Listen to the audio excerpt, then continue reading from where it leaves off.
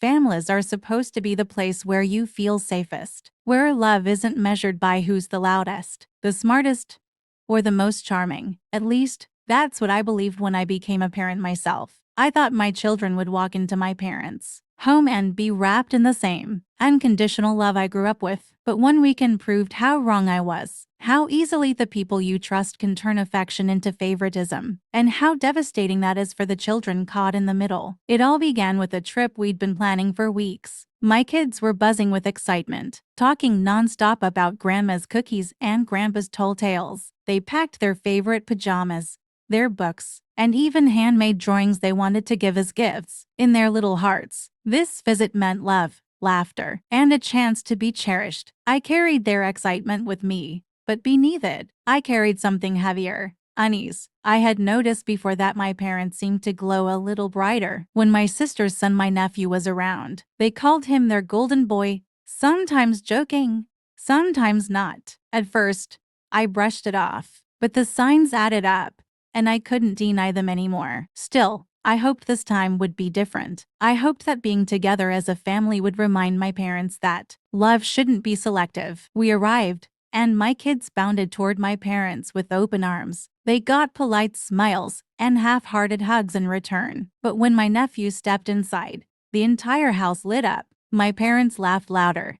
Their faces softened, and they treated him like royalty coming home. I swallowed the sting, telling myself not to overreact. But the real blow came minutes later when it was time to assign rooms. Without hesitation, my parents announced that my nephew would take the upstairs guest room, bright, cozy, and filled with little touches of comfort because he deserved it. My kids, they said, would be staying downstairs, in the cold, musty basement. They didn't even flinch when they saw the confusion and hurt on my children's faces. That was the moment I realized this wasn't about space or logistics. This was about value, and in my parents' eyes, my kids didn't measure up. At first, I waited for someone to laugh, to admit it was a joke. But the silence was heavy, intentional. My parents weren't kidding. They genuinely believed my nephew deserved the upstairs because he was, in their words, older, more responsible, and special. My kids, standing beside me with their backpacks still slung over their shoulders, stared at me with wide eyes. They didn't understand why Grandma and Grandpa were sending them below ground, like unwanted guests. My sister chimed in with a smirk that only made it worse. "It's just practical,"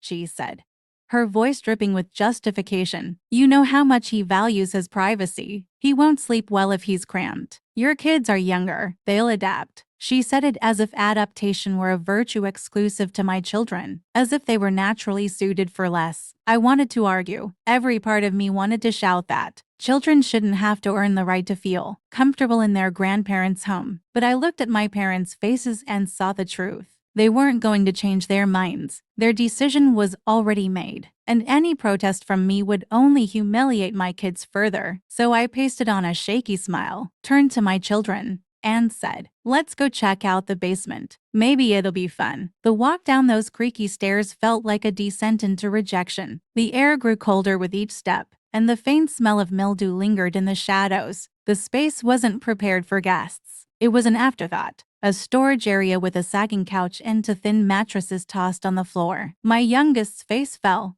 his excitement crumbling into confusion. My oldest tried to put on a brave front, saying it looked like a secret hideout, but I could see the disappointment in his eyes. That night, as I tucked them in under scratchy blankets, I whispered promises. I told them they mattered. I told them they were loved, not less than anyone else. But when I lay awake on the old couch in the corner, listening to the muffled laughter and clinking glasses from upstairs, the reality sank in. My parents weren't just choosing rooms. They were choosing favorites, and my children had been pushed to the bottom literally and emotionally. The next morning, my kids emerged from the basement looking tired, their hair messy from a restless night. They tried to smile, eager to start the day, but I could tell they hadn't slept well. Upstairs, my nephew bounded into the kitchen fresh and chipper, bragging about how comfortable his bed was, how quiet the night had been, how he felt like a king. My parents laughed, nodding in agreement, showering him with praise for simply existing. My children sat silently at the table, picking at their breakfast,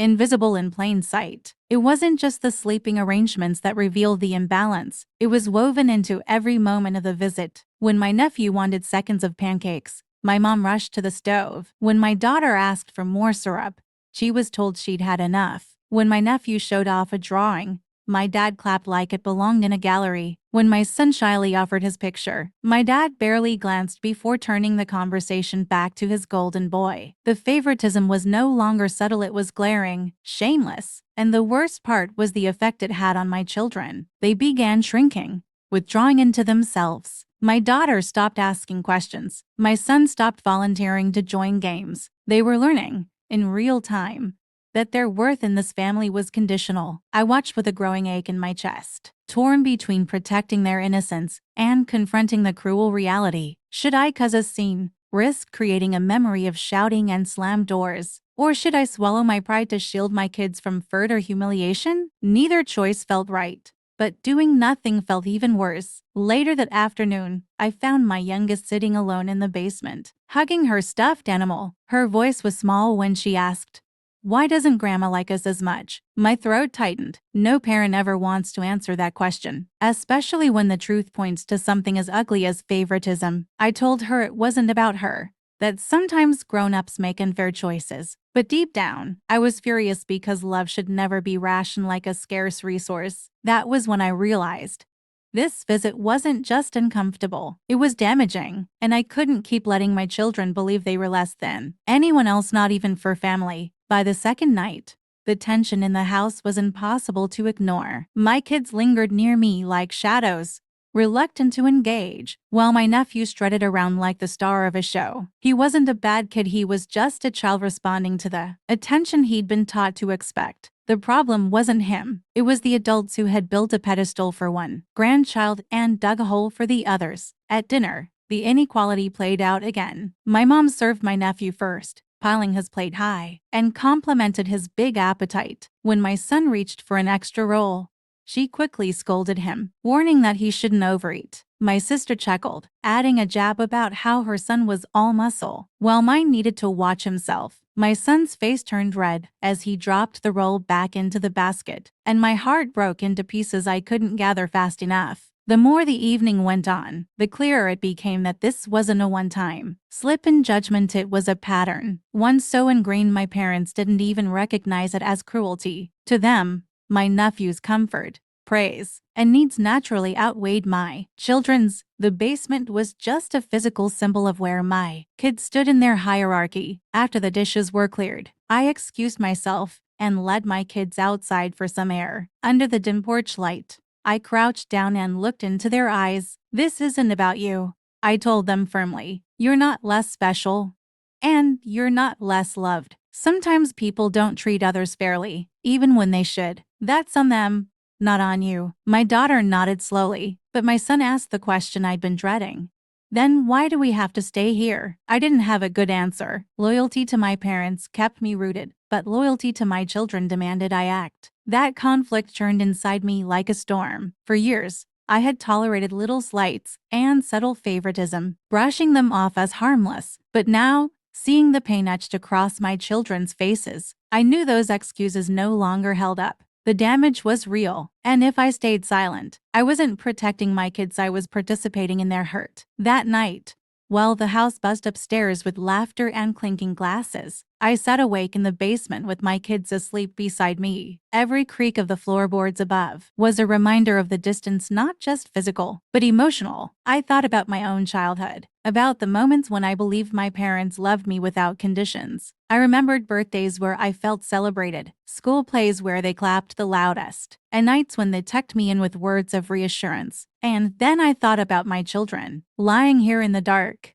stripped of those same gestures. Why didn't they deserve that same unconditional love? The more I turned it over in my mind, the more one truth settled in. I couldn't let this cycle continue. If I accepted my parents' behavior, my children would internalize it. They'd grow up thinking they weren't enough, that love had to be earned, and that they'd always fall short next to someone else. I couldn't undo what had already been done, but I could make sure this trip didn't end the same way it began, with my kids believing they were second class. The next morning, I pulled my parents aside. My voice shook, not with uncertainty, but with the weight of years of silence finally breaking. I told them plainly, their favoritism was cruel. It wasn't subtle anymore, and my kids were old enough to notice. Every word, every action that placed my nephew on a pedestal chipped away at my children's sense of belonging. My mom's eyes narrowed, defensive. We're just trying to be fair, she insisted. He's older. He has different needs. You're overreacting. My dad crossed his arms, silent but visibly annoyed. My sister jumped in too, accusing me of being jealous, of reading too much into innocent choices. But I didn't back down. This isn't about jealousy,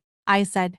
Steady now. This is about my children. They deserve to feel loved here. They deserve to feel wanted. And if you can't give them that, then we won't keep coming. The words hung in the air like a challenge, and for the first time, the house felt quiet. My parents didn't apologize. They didn't even admit what they'd done. But I had said it. And in that moment, I realized the confrontation wasn't for them, it was for my kids. When I walked back downstairs to the basement, my kids looked up at me with questioning eyes, as if they could sense the storm that had just taken place upstairs. I knelt down beside them, brushing hair from my daughter's face, and I told them the truth. In simple words they could understand. I spoke to Grandma and Grandpa. I told them you are just as important as anyone else, and no matter what happens, you'll always be enough. They nodded quietly, but I could see the weight of the weekend still hanging on their small shoulders. Children might not articulate hurt the way adults do, but they feel it deeply, storing it in places that shape their view of the world. And I knew this weekend would leave a mark unless I made it clear, through action,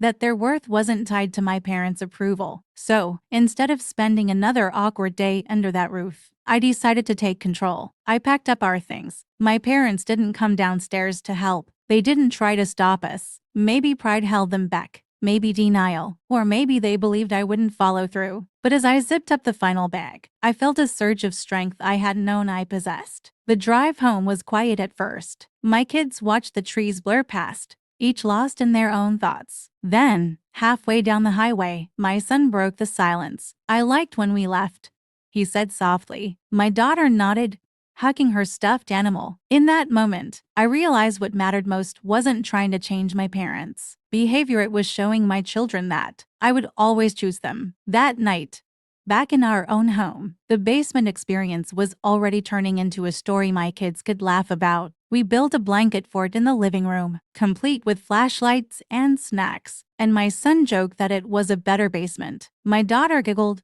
her eyes brighter than they'd been all weekend, and while their laughter filled the room, I made myself a promise. My children would never have to wonder if they were enough in my eyes. If my parents couldn't give them that certainty, then I'd make sure I did, loudly, unconditionally, every single day. In the days that followed, the silence from my parents was deafening. No phone call, no apology, not even a casual message to check on the kids. At first, I kept glancing at my phone, waiting for it to buzz with some acknowledgement, some attempt at repair. But as time stretched on, I realized their silence was a choice. They weren't ready to admit their fault. Instead, they were doubling down, pretending nothing had happened. My sister, however, didn't stay quiet. She sent me a long text dripping with superiority. She accused me of being dramatic, of poisoning my kids against their grandparents, of blowing a simple room arrangement out of proportion. She claimed her son had nothing to do with it, that I was inventing slights where none existed. Reading her words, I felt anger rise but also clarity. For years,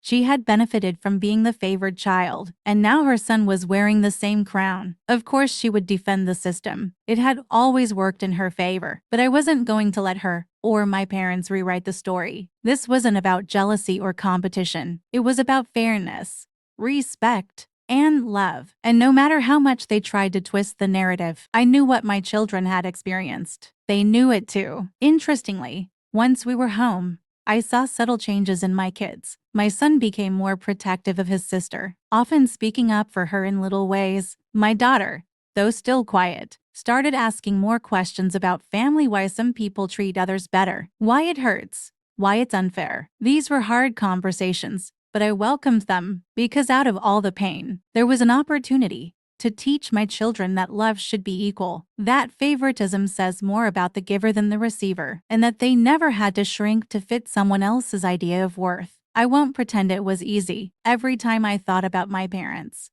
I felt a mix of grief and anger. Grief for the grandparents my children deserved, but weeks turned into months, and the distance between me and my parents only grew wider. Friends would ask casually if the kids had been to visit their grandparents lately, and I'd change the subject, unwilling to explain the full weight of what had happened. On the surface, it sounded like a small thing, a room assignment, a misunderstanding, but I knew better. It wasn't about a room. It was about a message, one my children had received loud and clear, that in their grandparents' eyes, they weren't the golden ones. I thought often about calling my parents to bridge the gap, to see if there was a chance for reconciliation. But each time I picked up the phone, I pictured my daughter's tearful face in the basement, or my son pushing away that bread roll at dinner, humiliated in front of everyone, and I put the phone back down. Some wounds aren't healed by pretending they never existed. Meanwhile, my children adjusted more quickly than I did. They stopped asking about grandma and grandpa. Instead, they began leaning into the family we built within our own walls. Movie nights,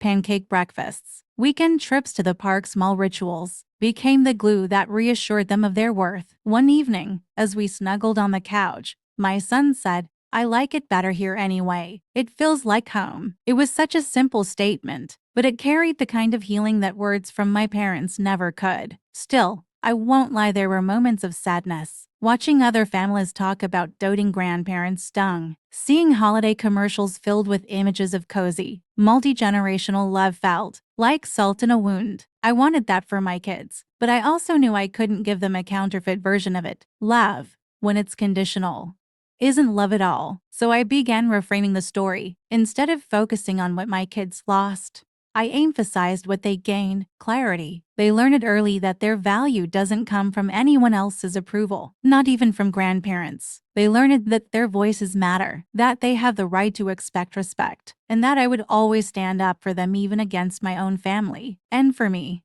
the lesson was equally powerful. Loyalty is not about staying silent. It's about choosing what's right, even when it hurts. As the holidays approached, the tension reached a breaking point. My parents sent out their usual invitation for Thanksgiving dinner, the same gathering that had been a family tradition for decades. Under normal circumstances, I would have accepted without hesitation. But this year, the invitation felt like a test, a silent question.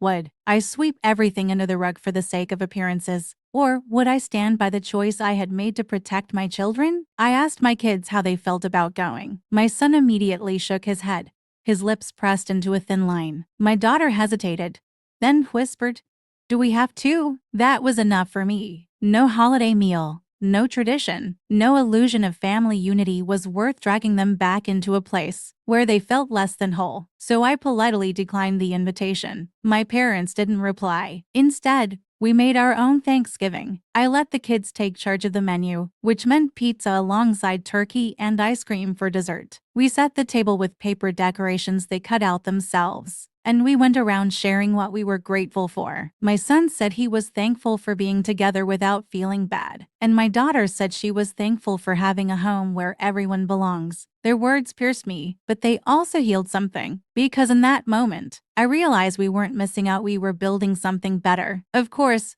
not everyone understood. Extended relatives called, urging me to make peace and not hold a grudge. They didn't see the basement, the pancakes, the favoritism woven into every interaction. To them, it was easier to believe I was the problem, because acknowledging the truth meant facing the ugly reality of our family dynamic. I let them think what they wanted. My priority wasn't their approval, it was my kids' well-being. And slowly, that choice brought me peace. I stopped yearning for my parents to change. I stopped replaying the basement scene in my head late at night. Instead, I poured my energy into the family I was raising, the one where my kids knew, without a shred of doubt, that they were enough exactly as they were. Time has passed since that visit, but the memory still lingers, not as an open wound anymore, but as a scar, a reminder of what I will and will not accept for my children. They remember too, though now it's more of a story than a hurt. Sometimes they joke about the basement trip, laughing in the way kids do when they've found resilience in the face of something painful. But behind their laughter,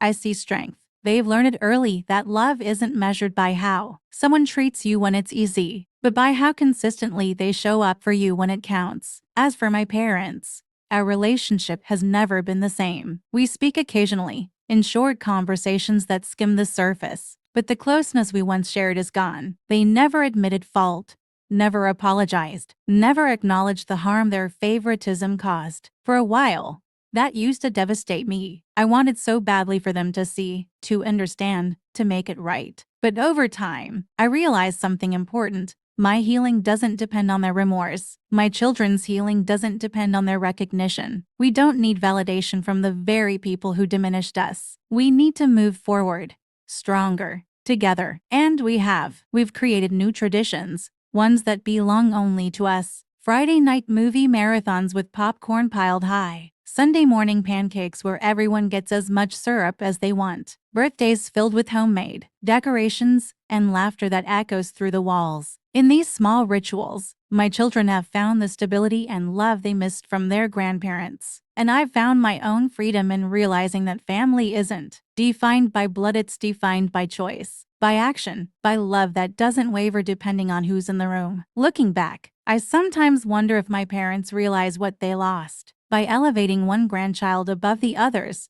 they didn't just wound my kids. They fractured the very foundation of family itself. They taught us all a painful lesson, that unconditional love cannot be taken for granted. But in their failure, they also gave me a gift, clarity. I know now, with unwavering certainty, that my children will never question their worth as long as I have breath in my body. Because while my parents may have banished them below, I will always lift them up.